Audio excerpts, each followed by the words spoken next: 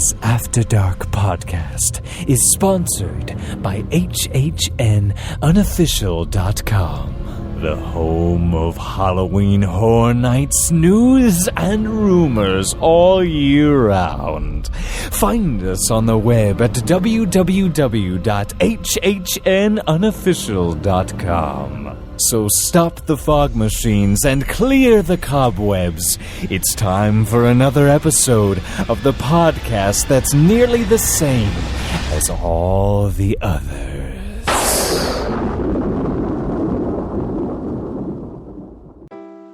Wendy Presser at Magical Journeys Travel is proud to be a sponsor of the After Dark Podcast Network.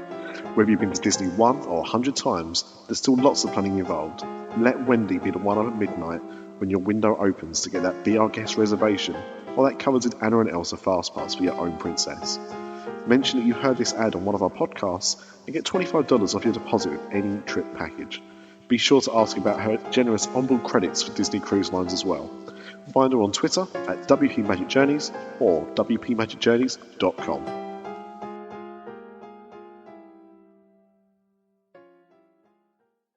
Warning. This show contains childish adult content and is intended for immature, mature audiences. Listener discretion is advised. The views spoken are ours and ours alone, not those of any other bugger. If you're easily offended, we strongly suggest finding another podcast. Everybody neat and pretty, then on with the show.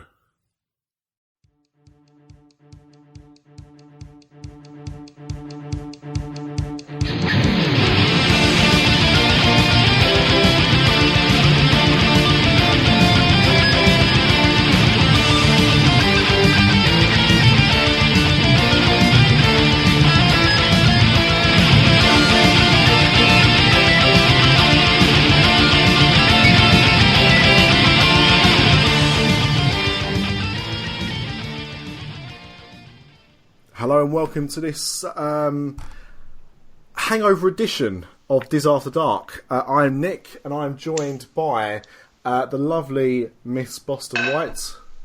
Hi. I'm joined by Cowbell, as you can hear there in the background. I'm joined by Mr. Dolan. Good evening. And I'm also joined by Mr. P. Dubs for Washington. Happy 62nd birthday, Disneyland. It is today, isn't it? It is. Yes. 62nd. There you go. At least no one on this podcast is anywhere near that age. How is everyone? Doing good. Good. I mean, I referred to this show as the Hangover Edition because, of course, we are on the post D23 hangover. I think a lot of podcasts on the D23 hangover, actually. But we said last week, we had some rumours and we talked about things, and we said last week that we would either be cheering with our predictions being correct or we would be trying to shuffle off into the distance because of how wrong we were.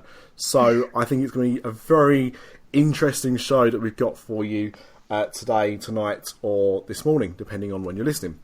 And we start off the show as we do each and every week with what is everybody drinking? So, because you went first last time, Mr. D, what are you drinking this week? Okay, so I got another bottle of strange cider. This is a Brothers cider. Brothers. And it's coconut and lime. And now, there is actually a Disney connection here. I didn't realise this until after I bought it, though, I must admit. But the Muppets did a version of de-lime and de-coconut. You shake it all up. So that's my Disney connection. Cheers. If it comes to it, we might even be talking about the Muppets a bit later on, since there's been some Muppet news this week. Mr. P. Dubs, what are you drinking? As soon as I think this is going to be a long episode, I'm going to drown my sorrows in a glass of Jack Daniels with honey. Very nice. Are you drinking that straight, or are we having that straight? Straight. You are a hardcore man. Someone who isn't a hardcore man. Amanda, what are you drinking? Defo not feeling hardcore today because I've just got some Diet Coke. Diet Coke on its own. Diet. I'm going to do something I do very rarely on this show. That's my glass. The glass is full of whiskey stones. I'm not drinking whiskey though. I am having some Mother's Ruin. That'll do. I'm having some Mother's Ruin. That is gin to you and me. And some Slimline tonic. Why am I the only sober one on here today? Well, I'm sober. I haven't started drinking yet. I'm pouring it out as we speak. But I'm drinking gin and tonic because it's supposed to be good for hay fever. So let's see how it goes. Maybe because it just gets you drunk. I don't know. But anyway, cheers. Cheers. Yes. Oh, I think I might pour a bit too much gin in that. Right. So this could be a good show. Right. So, as we mentioned, weekend just gone. We're recording this on Monday. Weekend just gone was D23. Apple is even confirming this as we speak. Other branded products are available. And last week we made some pretty bold predictions about things. And we'll talk about some of the ones that were successful. We'll talk about some of the ones that weren't quite so successful. But P-Dubs, you've been quite on it this weekend in terms of D23 coverage, probably more than most. So, where would you like to start? Should we start with the thing that we already knew about? Yeah. Should we start with the Star Wars land? Yeah, sure. Or Star Wars Galaxy Edge? As it now became called. known, yes, that's right. Yes. They finally named it. Yeah. Was anyone surprised they named it? Because I was. Yeah. Yeah. Well, I don't know. No, I didn't think that. I mean, I don't know any places in Star Wars, really. Well, that's not But one. I imagined it to have, like, a town's name. Or place's name. This was a little bit random for me. Well, I mean, I figured that they would probably refer to the actual land itself, you know, as everything has a theme to it. So I'd have thought for story purposes, they would have named the planet that you were visiting, for example. But I didn't think they were going to name the actual land something. So that was the kind of shock to me. Yeah. I thought if they were going to do it, they were going to call it a galaxy far, far away. But Well, the rumour is... One... Sorry, Nick. Go on. No, it's just... No, you've got me intrigued now. The rumour is... The rumour is that it's going to be opening on May the 4th, 2019. Yeah. Now, I mean, I say the rumour because, I mean, that's what they've said, but, I mean, let's be honest, you know, Disney and me have something in common, and that's timekeeping. We're not particularly great at it.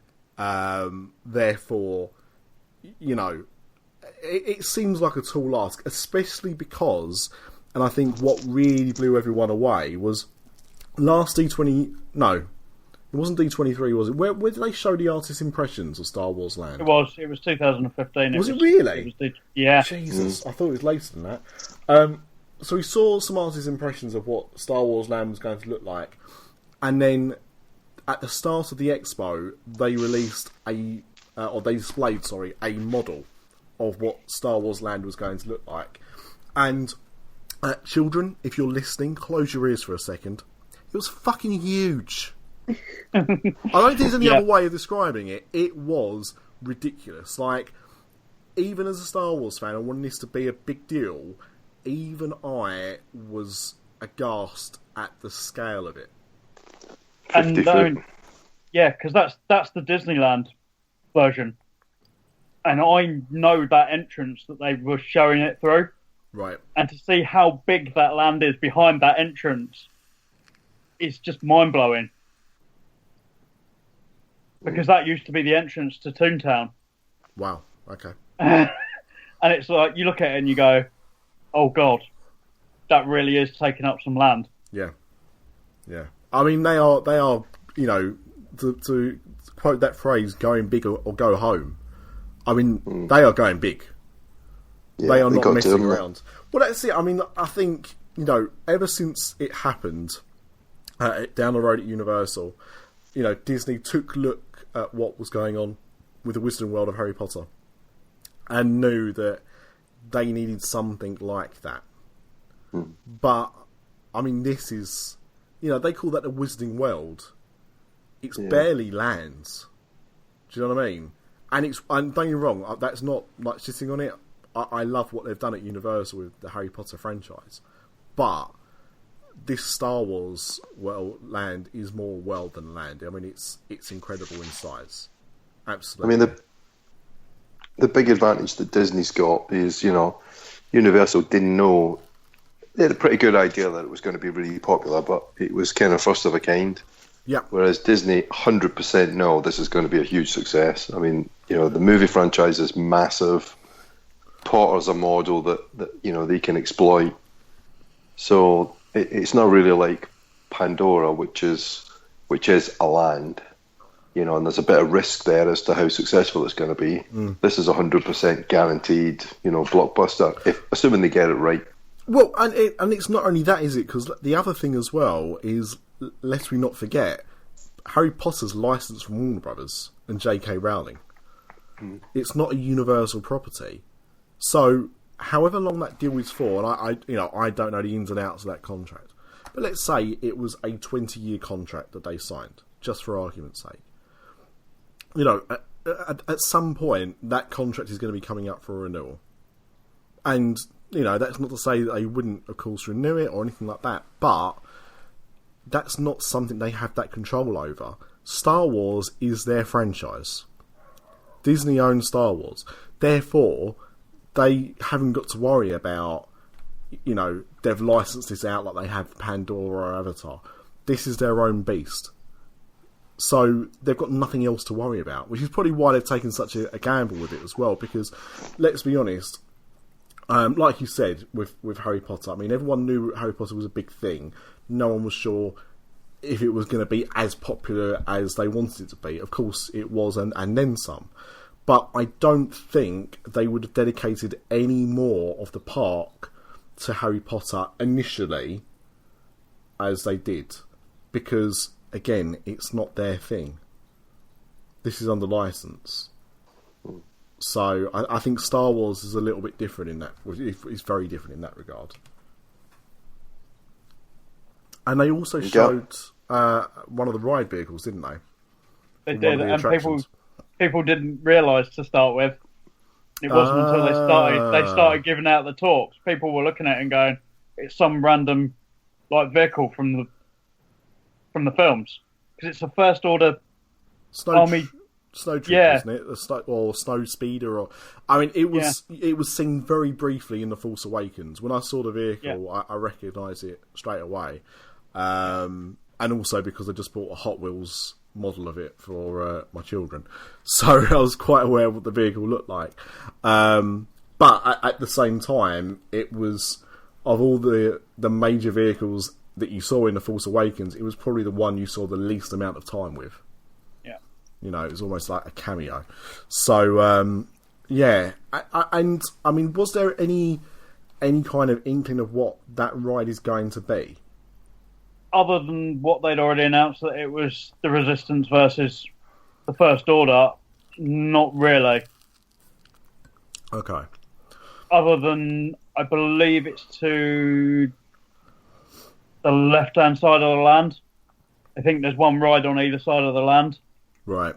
Okay. So the Millennium Falcon rides one side, and this other ride is the other side. So the main bulk of the land is going to be just for people to walk through. Yeah.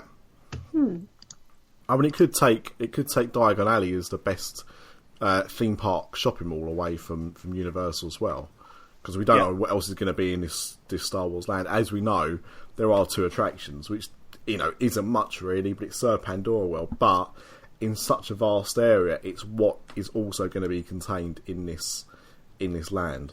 There are rumours that there's room for expansion for a 3rd attraction. I think there has to be. Yeah. I think it'd be very naive to think that two attractions would keep anyone that interested after the initial rush of the first couple of years. There'll be major hype. Of course, there'll be major hype around it. But anywhere that's just got 2 attractions is not going to be there for the long haul. in terms of how busy. I don't care how big Star Wars is and everything like that. It will always be a busy area, I think. I don't think it will ever not be, because people love Star Wars that much. But if it's only 2 attractions, it's not going to have lots of repeatability. So it doesn't surprise me that they are, kind of keeping a bit for a potential 3rd attraction. And I wonder whether that is just the timing of getting the land done for when they want it to be done. Yeah. I think you're right. You've got to look at it, and you've got to expect that they want that, at least the Disneyland one, open before the next D23 Expo.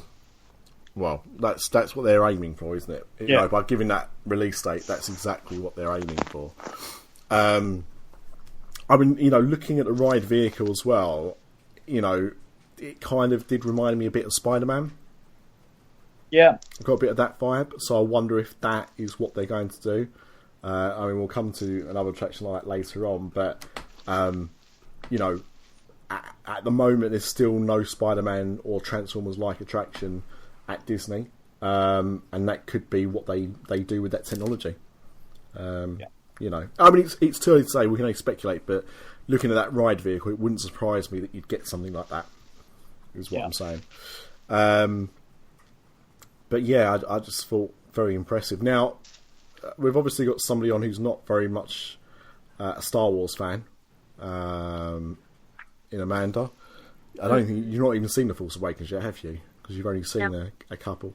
But as somebody who's not really got a major interest in the franchise, what did you think of what they showed at D23? You know what? I'm actually really excited about it. I feel like it looks a lot better than I thought it was going to be. Yep. Kind of thought it would be maybe, don't get me wrong, Pandora looks amazing, but I thought it was going to be maybe another Pandora where it was kind of one alright ride and a kind of less alright ride and then a little bit to look at. This actually looks really immersive and really fun. And even as one that doesn't, I might not get all the references, but I think I'll still enjoy visiting. Yeah. And it might make me want to watch the films more. Yeah, and I think that's what Disney need to do. I mean, obviously, this is, almost catering for the fanboys or, just fans of the Star Wars films. But they can't just rely on that. They also need to make it appeal. And Disney's very good, I think, at making things have a more, pardon the pun, universal appeal. That's it. And did I say it was really, really late at night when I was watching it? I think it was about 1 o'clock in the morning. But did I see that they were going to have a cantina bar or a cantina restaurant? Yeah, I believe it is. It was part of the plans. They did show some artwork, but I don't think they really talked about it this weekend. No. Really? I feel like I've seen that somewhere, but it's been people are talking about it. Sorry. I've been really interested in that. I think it's going to work really well. I think people are going to go crazy over this. Yeah. Yeah. And it's certainly piqued my interest. I mean, I showed my wife, just for you, Lee, the model that somebody had, obviously shot some footage of the model panning over it, and she said, "When's it open?" And I was like, 2019. It's like, okay, so 2021, because that's the thing. Like, as much as I want to get out there for when it opens, at the same time, there's nothing worse than booking a holiday, thinking something's, looking forward to something, thinking something's going to be open, and then getting there and it's not. We delayed our honeymoon for a few months to make sure that Harry Potter was well open, and it was good planning at the because instead of going out, around June time when it had first opened, I think it opened late June. We went in the mid to late October, so it'd been open a few months already. So some of the bugs have been ironed out. The rides have started to function a bit more frequently without, with fewer breakdowns.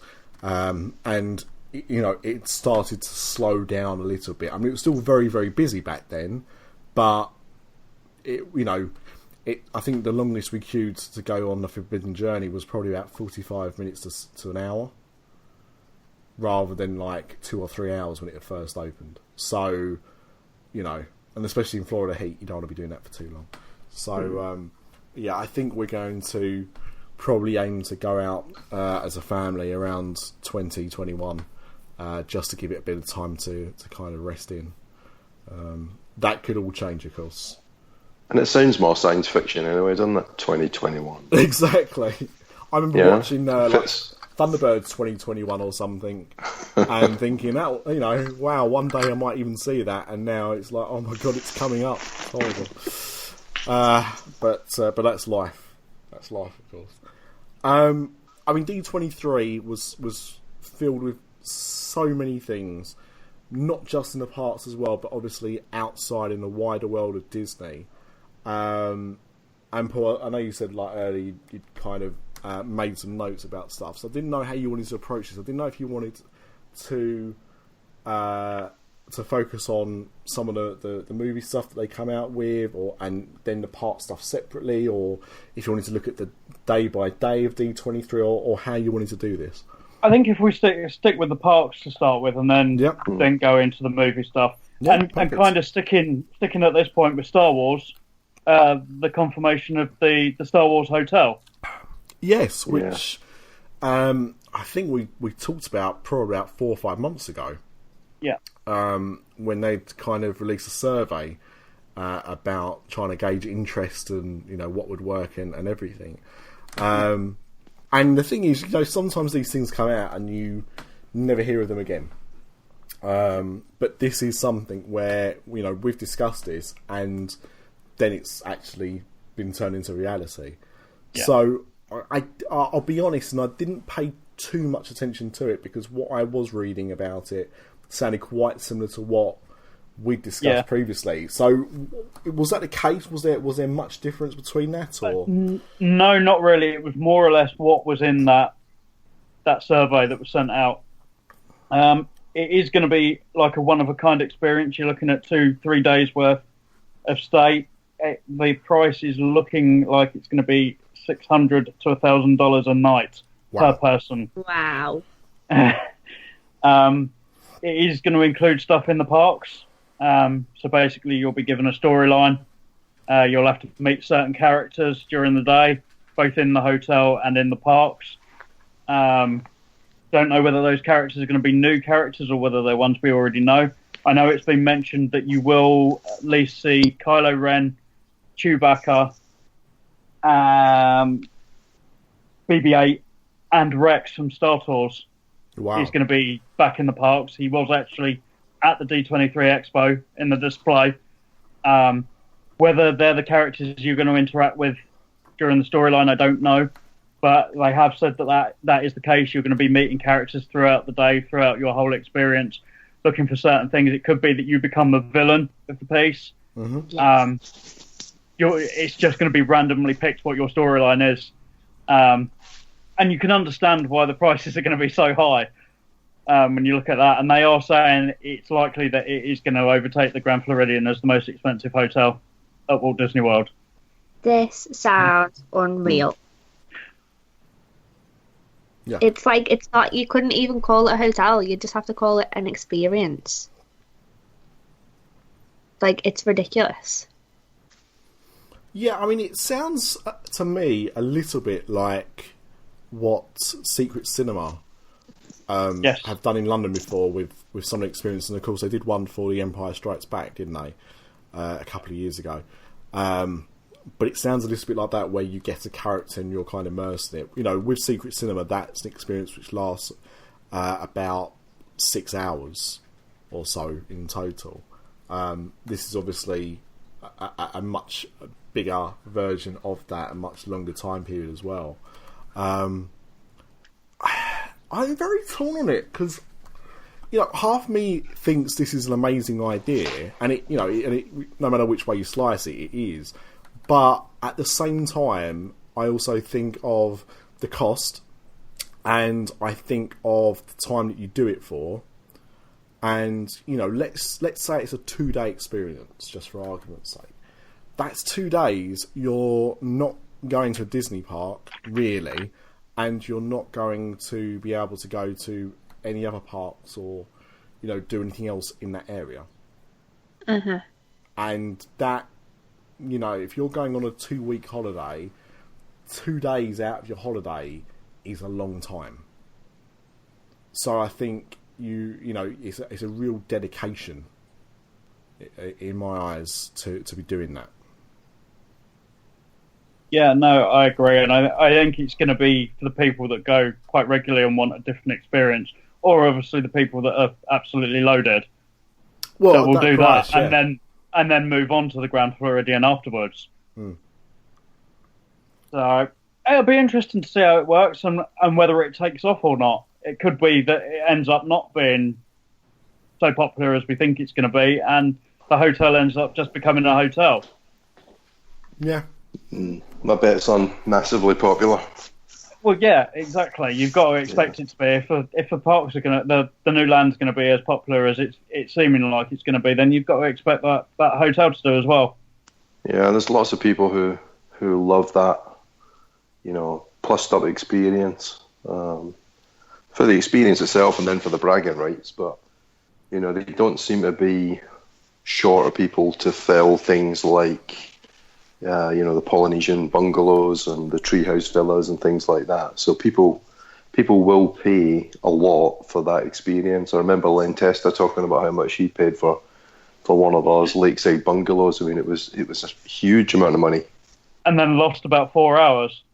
Yeah. Because it wasn't ready. It wasn't ready, yeah.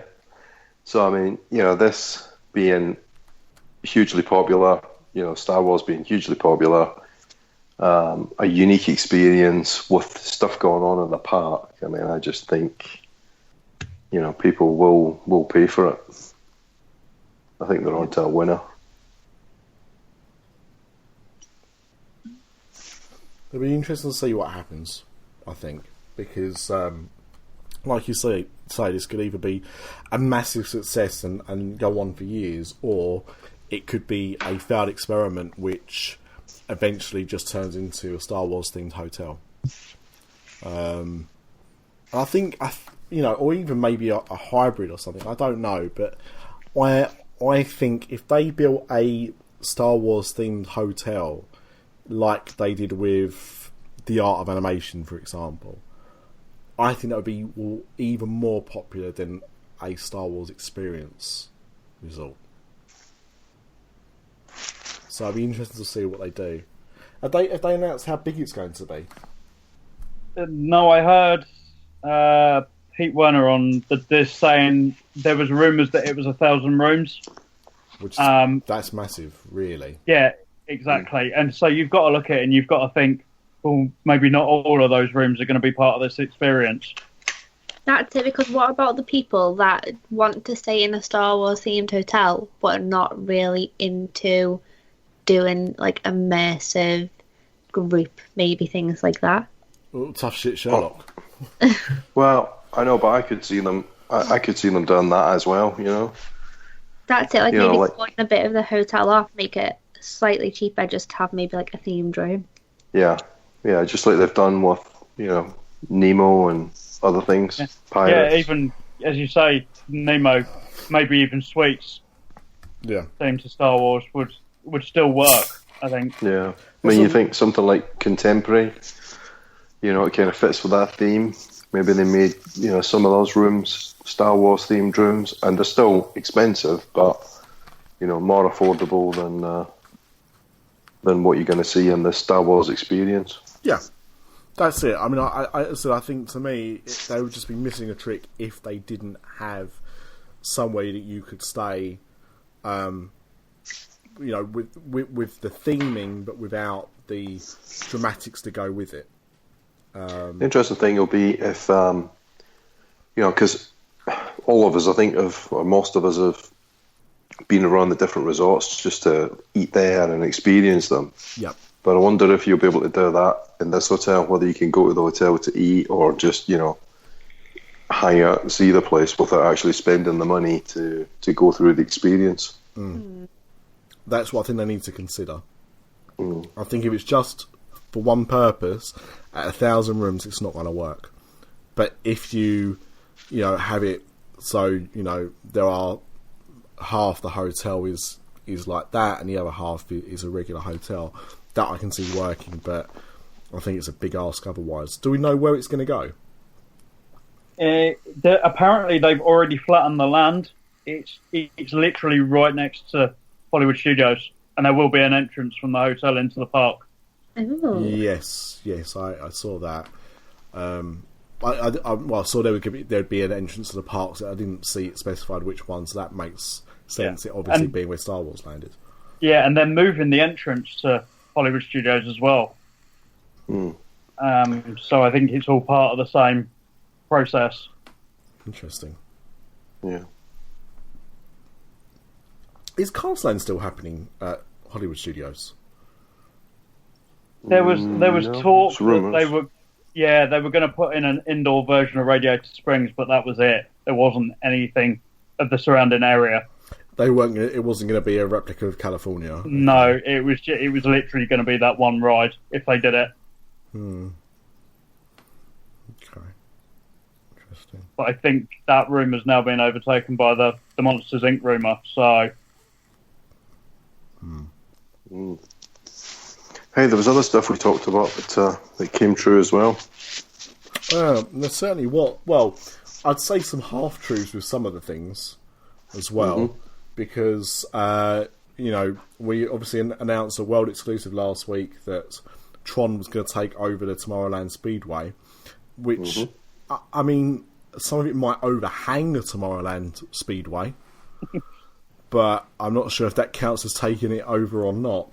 But for those that were crying into their cups of tea last week, which is practically nobody, your beloved Tomorrowland Speedway is still going to remain, but the Tron coaster is also going to be happening right next door, in between that and Space Mountain. You know what? I feel kind of disappointed that Speedway isn't going now. Yeah, I was really looking forward to it. I'd come to terms with the fact that it was going, and now I'm just like, oh, really? It's really, really out of place now. Yeah. Considering that Tron's going to be right next to it. If it wasn't out of place before, which it kind of was anyway, it's really out of place now. The only thing that I thought was quite interesting about the announcement is that although it's going to be pretty much a replica of the Shanghai attraction, they said there's going to be no outdoor section. Ew, what? Which is a major bit of it in Shanghai. Yeah, I don't know, because the thing is, I mean, one, obviously the weather's probably better in Florida, and of course the air quality is better in Florida. But the outside section is covered up. So whilst it's in Shanghai, yeah, so like basically you've still got the roof over you. So although it is open, you do leave the building to go into this outdoor section, a bit like Test Track, really, in some ways. But you've still got a canopy over you. So it's not like... you would need that. Yeah, so it's not like you're against the... it's you're not protected against the elements. You are. But the impression that I got from reading that is that they won't be having that same section in the new version coming to Magic Kingdom. So, I mean, look, don't get me wrong, it's still going to be an amazing ride. And it's still going to be enough to tempt me back over there. But I think it's a shame because, like Paul said, it's one of the things that makes it look visually stunning. Any attraction where you can see the ride from the outside immediately piques my interest. Test Track, Crush's Coaster, those kind of attractions, not any of the speedways or Autopias, but attractions like that where you can see the ride, coming out of a building and you're seeing like just a brief snippet of the ride. That to me makes me want to go on it straight away. Because it gives you a bit of a taster for it. And as Paul said there, the Tron with the Tron bikes, it was such an appealing look at the attraction that I think it's a shame if they don't have it. you know, I don't think they'll change their mind. I mean, they've announced that it's not going to have the outdoor section. They might later decide to do it, but I don't see why they'd announce that they're not going to and then put it back in. But I think it's a missed opportunity if they don't, personally. Yeah, the concept art's kind of weird because have you seen it? It's got like Space Mountains there, and they got the Neutron coaster, and steaming towards the Neutron coaster is one of the steam trains, the Walt Disney World steam trains. So it actually looks like it's a station, a new ultra modern station. Yeah. For the steam train. Yeah. Yeah, on the art it looks like the train goes through it. Yeah. Well, maybe it will. Who knows? Maybe. And looking at it, you've got to imagine that it probably will have to go through it. It will have to go underneath it at least. Maybe that's why they're not having that outside section then. It might be. It's because they're having to build. Yeah, they're having to build backwards. They're having to build outside the berm again. And see, the thing is, let's be honest. I mean, when you look at the artist's impression, it still looks great because I mean, the building, the shape of the building they use for the Tron coaster is, you know, is also quite interesting. But to me, it just looks where they put it as if they just dumped it there. Yeah, I really feel like they messed up by not taking Speedway out. Yeah. Yeah. They would have a better opportunity. Yeah, the rumour is with the Speedway is that they would have had to have taken out the People Mover. Oh, no, then. To have fitted it in. And I think that's where their issue, and they've kind of gone, well, we've got to put it somewhere. So let's just whack it in this hole that we've got at the back. Yeah, which, you know, as long as they theme it so that, you know, you can get to it reasonably and, you know, they create a decent pathway to it, then that's fine. It just looks a little bit plonked. And I think it deserved better. But, yes. But, so that was one of the rumours that we talked about last week, so that's good news certainly from this guy. And then we saw that they finally confirmed Epcot. They didn't listen to me.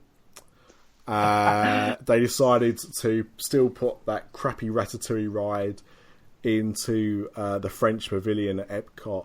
What I like most about this announcement is that I saw some pockets of the Disneyland Paris community go, oh no, if they're putting Ratatouille there, that means less Americans are going to Disneyland Paris.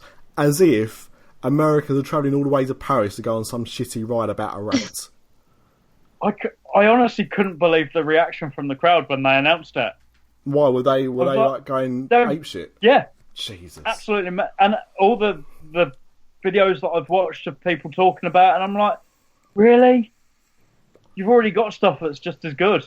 No, they haven't. They've got stuff that's better, and that's you know what? The reason they're excited is because they don't know what it is.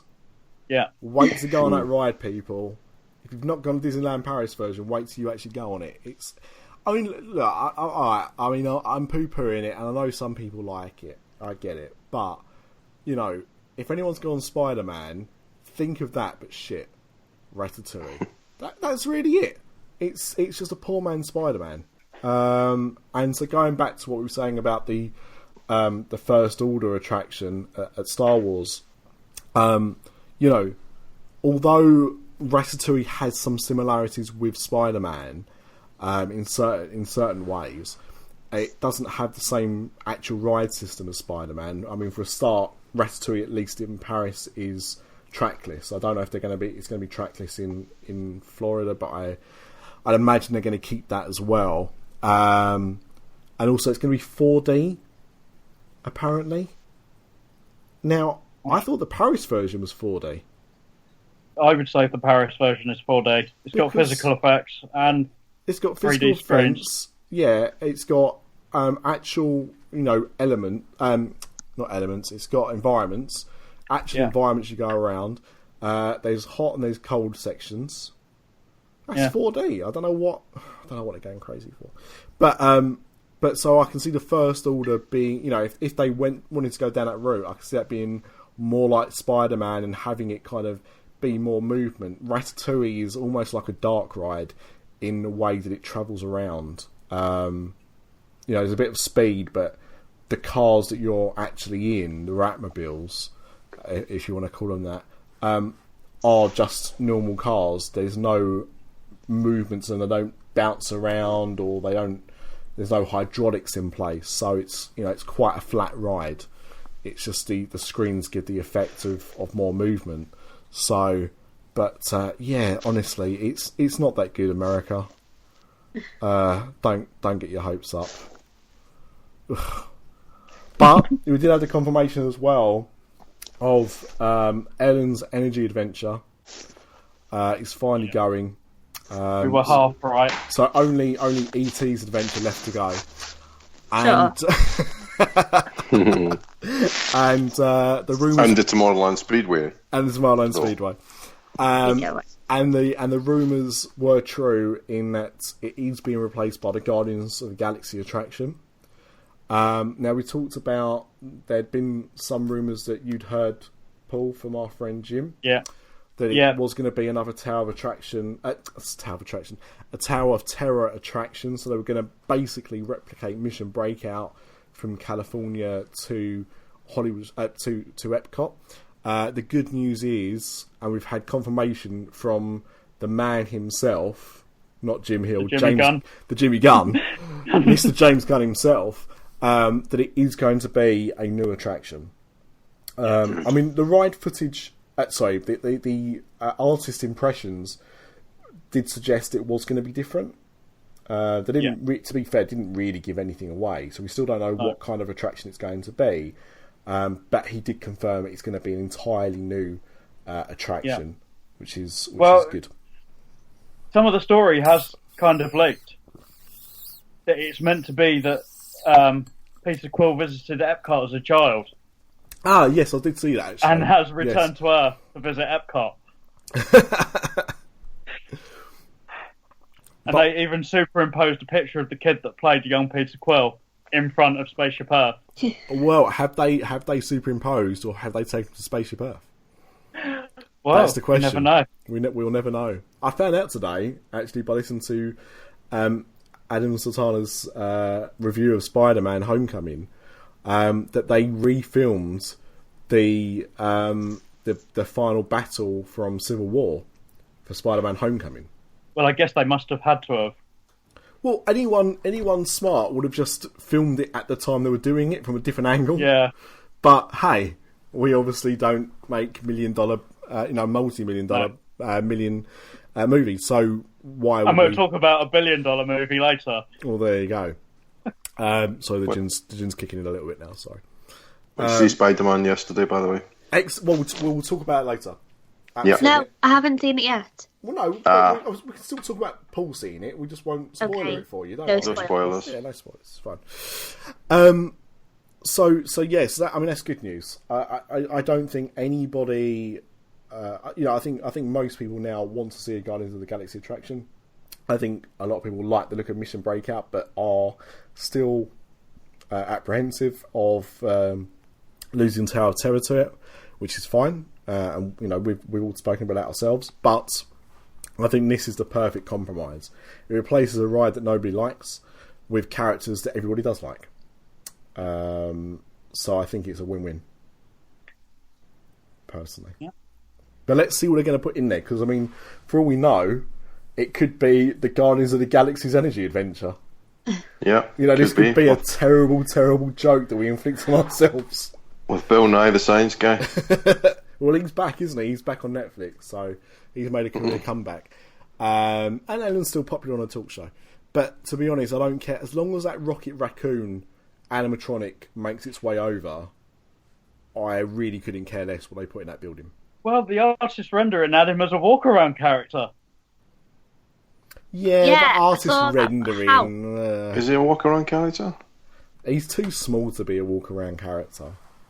The one I'm looking at, is that the one with Groot in it? Yeah, Rocket standing next to him. Yeah. It doesn't look like he's walk around though. It looks like he's sort of on a podium. I bet it'll be like Chuck E. Cheese or something like that, where it's kind of like, a full stage. Where it's the animatronics are. I bet it's something like that. And I know the Milano's in the picture as well, so that's good.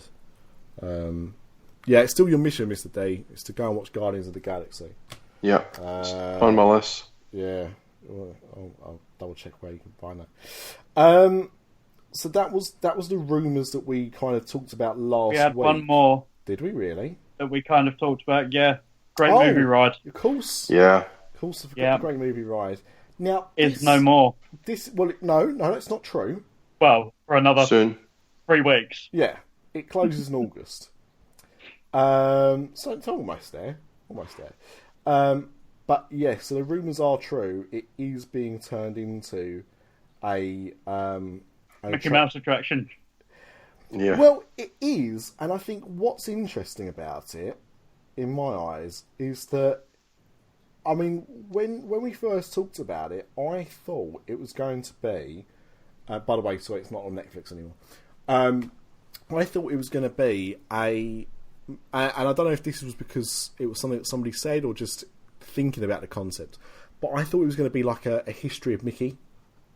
Mm-hmm. It was going to be a journey of like the evolution. So starting off with, what would have been great if it started off with Oswald, and then kind of led to Mickey, Steamboat Willie, and then like the Brave Tailor and things like that, right up to modern day. But instead, it's going to be a ride about Mickey and Minnie, but it's going to be based on the new shorts. Yeah. Now, what I think is really interesting about that is I don't know how successful the shorts have been. I like the shorts a lot. I really like the shorts.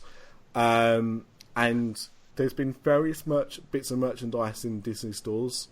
We got a set of mugs of the characters in that new style. Just recently they had some like summer picnic wear stuff with them on, but there's not really been any cuddly toys that I've seen or anything like that. There was a set of Vinylmations, 2 sets actually. There was a set of Vinylmation and a set of kind of weird vinyl figures that were shaped like the characters, not like Vinylmations. But I wasn't sure how successful it had been. I know it's been on for about 3 years now, there or thereabouts. But I don't know if they're making any more or what the plan is. But to make a ride based on those shorts must, to me, suggest that they're very fond of it. Or it's doing better than I expected. Yeah, I mean, I think it's, on the one hand, I think it's positive that they're putting in a new attraction. It sounds like there's some innovation associated with it. So it's talking about 2.5D, 3D glasses, and something quite innovative. So that's quite exciting. And it's good that they're doing something with Mickey, something new with Mickey. Yeah, but yeah, like I agree that it's good that we're going to have some Mickey. And I really try hard not to be negative about anything new that comes to the parks, but I hate this. Are you entitled to? I'm really not into it. I love the Great Movie Ride, and I agree that the Great Movie Ride was dated, and I feel like if anything, they should have just maybe refurbished it and put some new scenes in it, and I think that would have worked brilliantly. I just don't like this idea. I feel like Hollywood Studios, MGM, was my favourite Disney park the whole time that I was growing up, and I just feel like it's not even like that anymore now. I wonder how long it's going to be Hollywood Studios, if I'm honest. Honestly, I feel like ASAP it's going to change its name. Well, because, if you look back at the beginning, when it first opened as MGM, it was a studio. Uh-huh. It had sound stages. They filmed productions there. It was a semi-working studio with a theme park, just like they had at Universal Studios Hollywood, and what they also did at Universal Studios Florida, because that also had sound stages. That was a working production facility as well, not to the same extent as Hollywood, but still there. Over the years, it's become less and less about Hollywood and more about Disney. And there's nothing wrong with that, but you can't refer to a park as being about Hollywood when there's nothing left. No, exactly. I think we're going to see two parks change their name in very short time. Do you reckon? Because I think California Adventure is going to go as well. Well, California Adventure, I don't know. If it stops being about the movies and making movies, then what is it? Do you know what I mean? Because then it just becomes a collection of stuff. So what they've got in common at the minute is they're all kind of movie and TV based. So I agree with Amanda. It's losing its identity, and if it loses it too much, then it becomes nothing really. It's a collection of stuff. Exactly. What I like about some of the D23 announcements is that actually, and there's a couple we've still got to talk about, in some respects it's reinforcing the theme of that park. Mm-hmm. And this one kind of is, but it kind of isn't. I've got mixed feelings about it. So it's good that they've done something with Mickey. Mickey obviously is central character, and it's about, there's some kind of connection to the short and making the short. So it's still movie making based, if what I read is true, because it's kind of set inside the short, it sounds like. But I think what you lose is the Great Movie Ride, which is a much broader celebration of, all things movie. Yeah. And that's a shame, really. I mean, I agree, but I think it, in a way, it no longer fits with the theme of the park. Yeah, but what is the theme of the park, though? At the moment, it's called Hollywood Studios, but if you think about what was there and what is left, mm-hmm. they've not been using it as a production facility since the late 90s. That's gone. They had stuff like Who Wants to Be a Millionaire, after that American Idol experience, those things are long gone. The ABC commissioner, that's gone. You had all this stuff about, behind the scenes. You had the streets of New York. You had the backlot tour. These were all things that showed you, that went through the magic of making movies and how stuff like that was done. The Indiana Jones stunt show, is that closed, isn't it? No, it's still there. Jesus Christ, knock it down. Well, I think its days are numbered. Yeah. The problem is where it is. Yeah, we thought that. We thought that when Star Wars Land was coming, but it's still don't be surprised if it doesn't come back as something else Indiana Jones themed, because I don't think they want to lose it. I'd love it to become them to replicate the Indiana Jones attraction from California. Yeah, it's quite an old attraction now, though. It is. Yeah, it's going to be about 20 years old now, or thereabouts. Yeah. But then that to me is why they could do it. Because before, going back to what Amanda was saying last week, having attractions at different sides of the coast gives you a reason to go. But when an attraction's been there for that long, does it matter anymore? Yeah, I just think now, again, Disney being Disney, I don't think they're going to move a 20-year-old attraction, 25-year-old attraction. No, but then you can update it. Yeah, that's fine. It's not like a carbon copy, but use the same system, which is essentially Dinosaur, and put new scenes in just kind of based on that original concept. But if I'm honest, why do they not change the name of the park to, like, I don't know, Disney's Cinema Land or something? Do you know what I mean? Like Hollywood Studios, MGM Studios, that gives you the impression of a certain park where you ride the movies, you learn about movies. That's no longer the case. That's no longer what the park's about. The only things left really at this moment in time is probably the Indiana Jones stunt show, the Great Movie Ride, which is closing, and the street actors. Yeah, that's it. There is nothing else really in that park anymore that is about Hollywood or studios. And alright, you can say the Hollywood Tower of Terror, but even that is not really about I don't. Well, it may be set in Hollywood, but that doesn't mean studios to me. That still means something different. So, yeah, I think just rename the park and have done with it, because it's no longer studios. The talk was that was going to be the only word that was changed in the name. Yeah. So what Disney's Hollywood? Studios yeah. Hollywood Adventure was the rumour. But that makes for a long time. That makes more sense. I'd be content with that. But just don't call it studios. Why? I don't think Hollywood should be in it at all. Well, because I mean, you still associate whether it doesn't matter where a film is set or where it's been filmed. You still think of it as coming from Hollywood.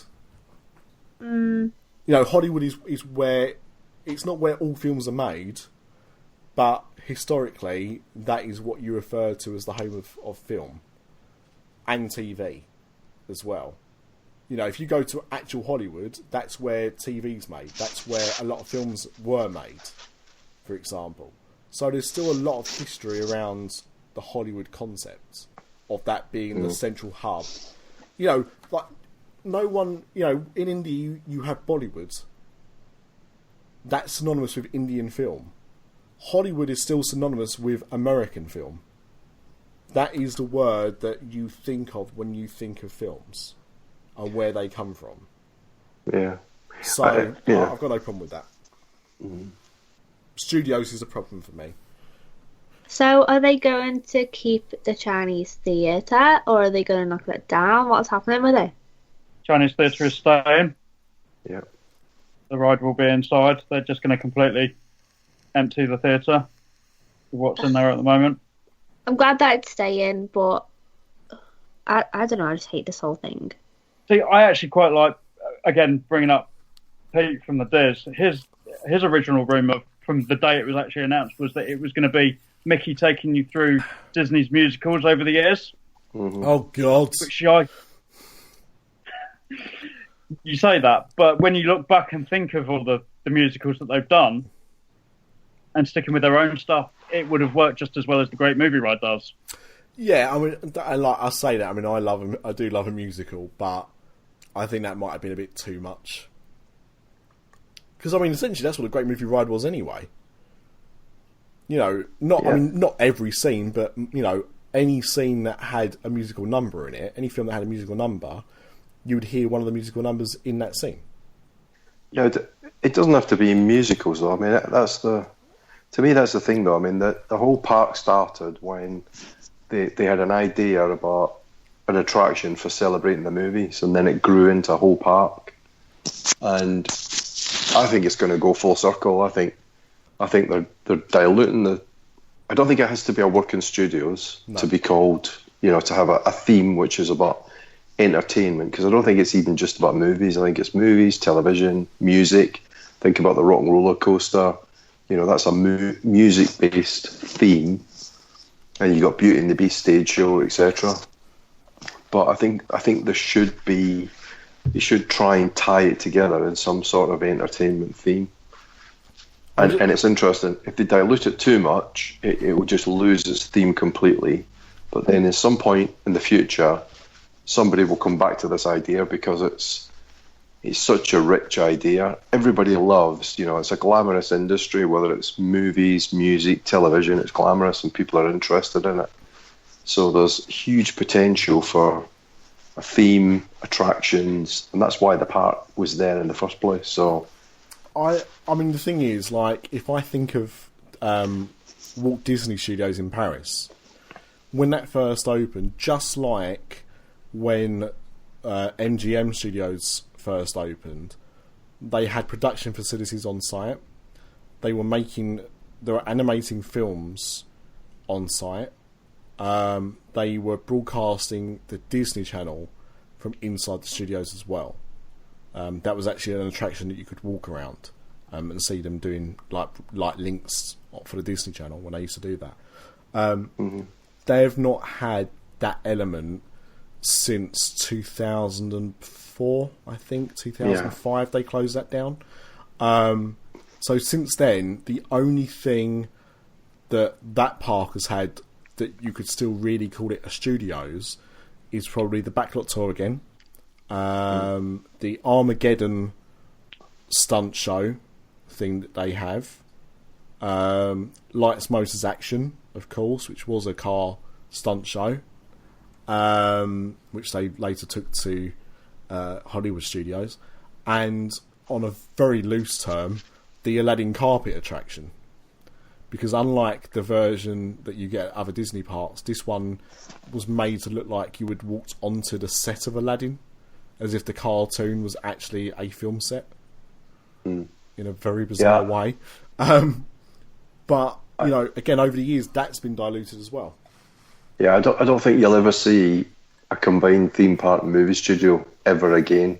Those two businesses are, you know, there was a point where you have a movie studio and then you can build attractions onto it, which is like Universal, because the movie studios used to offer tours, and then I think it grew from there. But really, in today's world, that is never going to be the case again. So, well, the other thing is as well that, like, Universal Studios Hollywood was organic.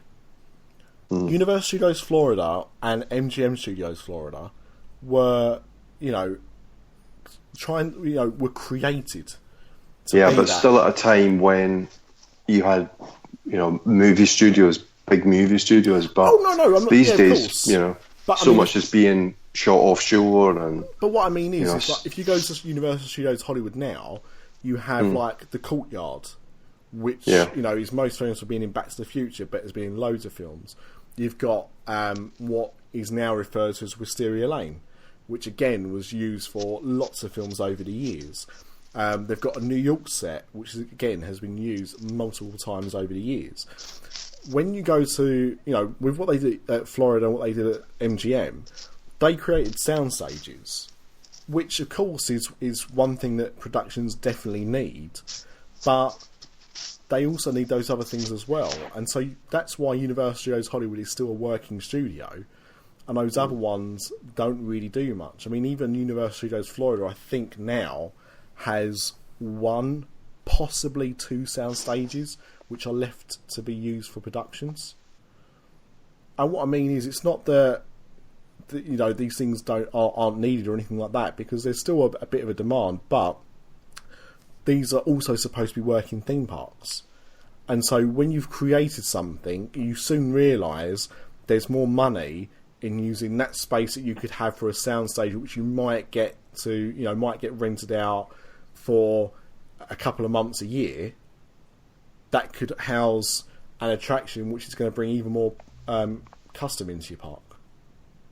And so that's what I'm kind of getting at. It's not that it's more that with Hollywood it was organic and it still is a working studio.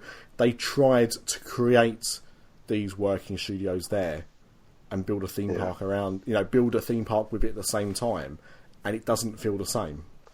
Well, no, I think things changed, didn't they? I mean, I think CGI, computer generated imagery became a bigger part of the industry, but then also costs. So shooting things, not in the back lot, not in the States. Well, I mean, tax breaks now, Florida doesn't have tax breaks now for productions. So that's another reason why a lot of things don't film, because it's not cost effective. That's why so many things are filmed in like Atlanta now. Yeah. Oh, and it goes in fits and starts, because, there'll soon be, at some point, I'm sure someone will come in and go, right, no more tax breaks in Atlanta. And another American town will soon say, we'll do it. And then production will kind of then shift over there. It's an interesting thing. But I think that's why they've not worked with studios, because they tried to create something that wasn't, rather than it being organic. But maybe I'm wrong. Maybe I've just read that situation completely wrong. I don't know. So hey, that's the great movie ride is gone. That's all. Chairman, what the hell? Disney Parks and Resorts. The hell was that? I don't know. What was that? I don't know. It's like somebody was playing something. But anyway, no one's owning up to it. What's going on? That was the Parks and Resorts presentation. I know that. Oh, maybe it was me. Maybe I touched something on my iPad. Oops, if it was me. It's all right. We've just given everybody a lesson to the Parks and Resorts presentation, Paul. At least it fitted. Yeah. Exactly. So that kind of covered up the rumours that we were talking about. Was there anything else, Paul, that you wanted to talk about in terms of like the parks and resorts in this capacity? Because I know that there are. I'm thinking more about the rides, because I know we could really go on to. We will do, I'm sure, go on to in a bit about the like the resorts, the hotels, that kind of thing. Yeah. So was there anything else?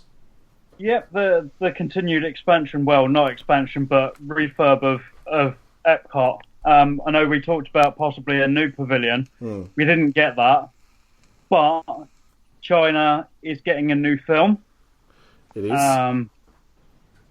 Which is being filmed with a new version of the 360 camera, a digital version, so it will be seamless. So it won't be on separate screens, it will just be one big screen. Wow. Yeah. Because there's cameras on each side and they're all digital, so they all join up together. So China are getting that, which is good. It gives, obviously there wasn't a lot for World Showcase for D23, obviously. As we said, we expected a new pavilion. Didn't come this time, but they said there's more coming. So I was really surprised we didn't get a North Korean pavilion, I must admit. Well, the strange rumour that came up just before was that possibly the Philippines were one of them that they were looking at. Wow. Which came up completely out of left field and obviously didn't happen, but is probably still on the board at the moment for future expansion. So it was a little bit of a strange one that popped up right at the last minute. Okay. Then Back to Future World, a new mission for Mission Space. Yeah. For people that really can't stand to go on them. Yep. Now, for younger guests, they'll be allowed on, replacing the current green mission. So I've not been on Mission Space because I do get motion sickness, so I'm quite looking forward to that. I found it green boring. mission.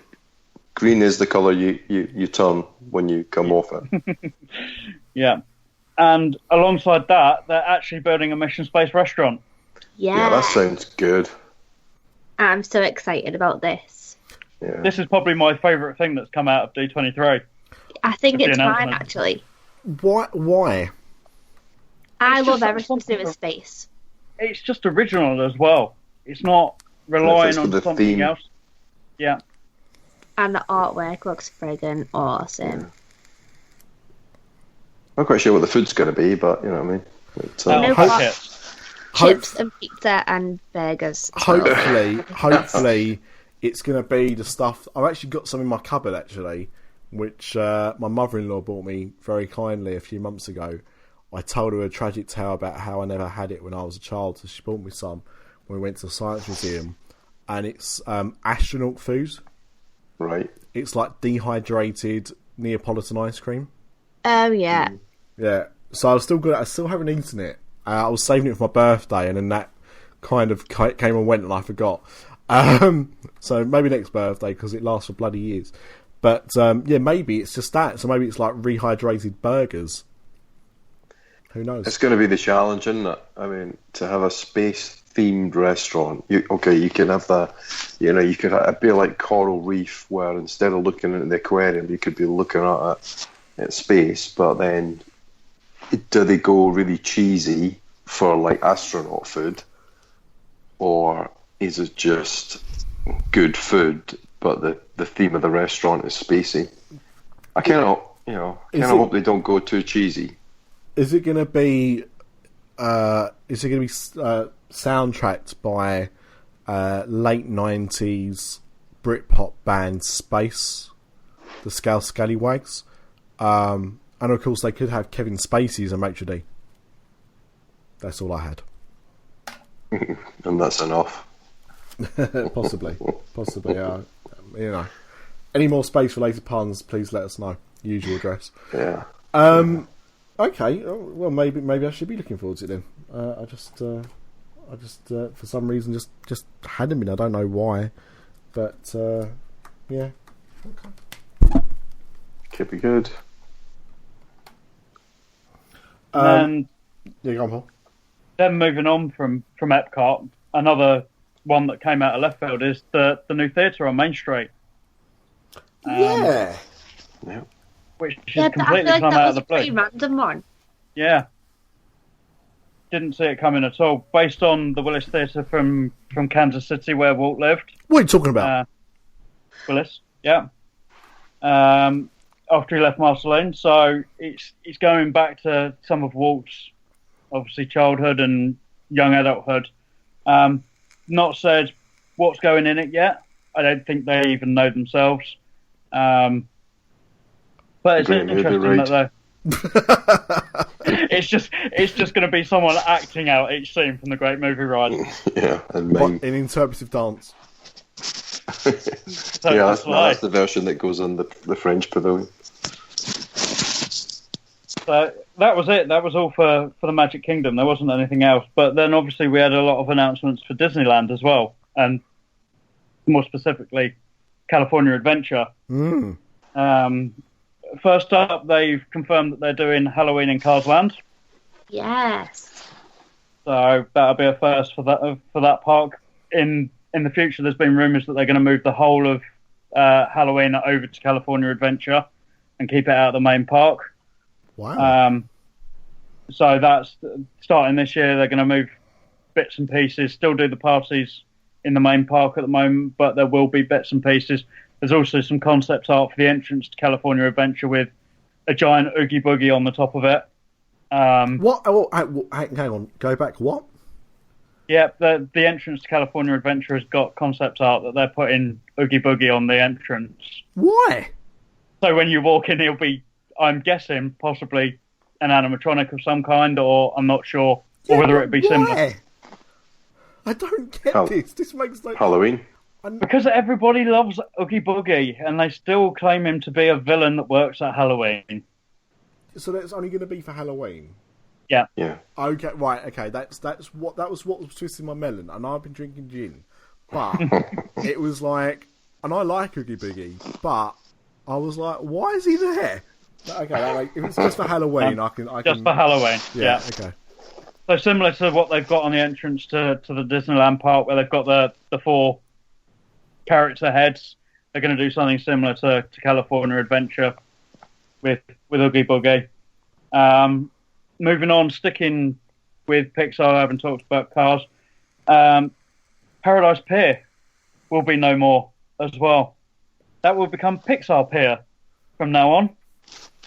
Now, what else is at Pixar Pier? Or Paradise Pier? Obviously, that's where Toy Story Mania is.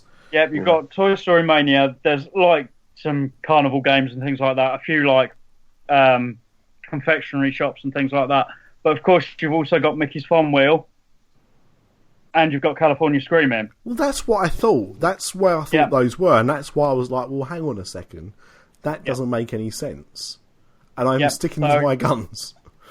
Yeah, so it looks like they're both going to be rethemed at some point.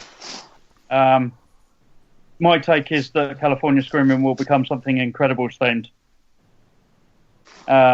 Probably Dash related, I would imagine. Nice, okay. And kind of makes sense. And they did mention the Incredibles as being part of it. The confectionery shop is changing to Bing Bong's Confectionery from Inside Out. Very good theming there. The Fun Wheel is a different story. I don't really know where they can take that with any of the Pixar characters, really.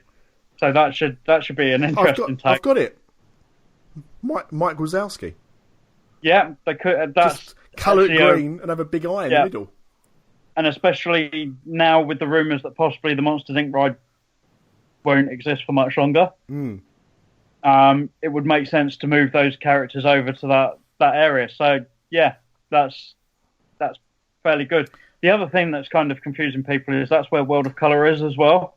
Right. And they're not sure whether World of Colour is going to stick around now or whether it will change to something else. Well, it's about 5 years old or so, World of Colour. Yeah, possibly a bit longer than that. Yeah. I think it was on the last time I went. Yeah. Which was 2011, so that's 6 years. But it does say there's going to be Pixar Fest in 2018, new fireworks and special characters.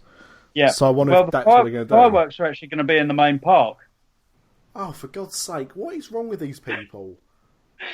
Because the concept art actually showed all the green aliens along Main Street projected on the buildings. Oh, God. So it seems like it's going to take over both parks. I've got a great idea. Let's call this place Pixar Pier, and then let's put Pixar stuff in the Magic Kingdom. Yeah. Just fucking ridiculous. Okay. So, yeah. Another one that we actually spoke about last week, and it was more or less confirmed, was that Paint the Night's back in California Adventure. We talked about that on the last episode, saying that it had more or less been confirmed. Well, it now has. Yep. There is rumours that there's going to be another float added to it. Fleetwood Mac. A new one. I'm not sure what it is. They didn't say. You've got to assume it's going to be one of the new films that has done fairly well. Yeah. Probably Moana, if we're honest. Mm-hmm. Would probably fit. Yeah, makes sense. So, yeah, as I said, that's moved to California Adventure now. Now, did they announce as well, or I'm sure I read this somewhere, that A Bug's Place, is it A Bug's Place? Bug's Land. Yeah. Yeah. What's the deal with that? Is that definitely going? At the moment, they've not confirmed that it is going. That, if it does go, will become part of the new Marvel Land that we'd spoken about a few months ago. They're talking about that it's possibly going to go behind Guardians of the Galaxy Mission Breakout, or it could go to either side, which, as we mentioned, Monsters, Inc. could possibly be taken as part of that. And the Bugs Land is also directly to the side of Mission Breakout. So, right. But those two rides, one's not really a big surprise in that one of the rides is going to be the Avengers. We could have seen that coming a mile off. The other one's a bit surprising, though, is that they're going with Spider-Man. That is very interesting, yeah. Which is a surprise considering that Universal have obviously already got a ride based on Spider-Man, and the fact that Marvel don't technically own the rights to Spider-Man, the version that they will be using. So it kind of confirms that this deal is for the long haul. Well, I don't know, because we don't know what version of Spider-Man they're using, do they? Because they're going to use the MCU. Well, but they could use the animated Spider-Man, which they do own. Yeah, I can't imagine it, though, because that's exactly what Universal used. Yeah, I suppose. Well, yeah, but, I mean, they did it based on the old Fox cartoon. Mm. And even then, I mean, that's debatable because, I mean, sure, you know, the pre-show definitely is. It's that animation, but the characters in the ride itself, I'd say, are different. But I was just thinking, because they, you know, Disney obviously now do their own Spider-Man cartoons, and there's a new one coming out this summer, isn't there? That's based on the new film. That would be a way of doing it without. You're right; it doesn't fit with the MCU if that's what they're going with. But unless they're cutting a decent deal with Sony, I can't see how that's going to work. Yeah, unless it's called Sony Spider-Man Ride or something. Yeah, just imagine it—a huge, great big Sony logo across the top of the building. But yeah, that's what they've announced for that. Not really anything else for the parks. But yeah, that's a fairly large chunk of announcements. Hold on there now, boy. Have I missed one? Yeah, let's just back up. Back to Walt Disney World. We didn't talk about the Disney Skyliner. Oh, well, there's a few things, actually, like that. So, how about we just pause for a second, and then we'll crack on, because I think there's a much bigger story to tell than what we're about to do. So I think what we should do, because it's going to run a bit long, is I think we should split this up. So this will be part 1, and we'll end the show here, and then we'll go into part 2, and we'll focus on the end of this, and then we'll kind of go into a little bit of the movie stuff that was announced at the weekend as well. So, well, I'd say don't go anywhere, but obviously you will, because this episode is now going to be ending. But if you now go to part 2, then you'll be able to hear us talk about the rest of D23. So, thank you for listening to this episode of Dis After Dark, and join us in part 2, which should be just above this episode in your feed, depending on which way you have it facing. But either way, part 2 is where you want to go now. Thank you for listening to this show. If you would like to support us and the other After Dark Podcast Network shows, please visit our Patreon page at www.patreon.com/DisAfterDark. That's patreon.com/DisAfterDark. As well as supporting the show, there are other goodies available, including badges and soon t-shirts available, as a thank you for your support.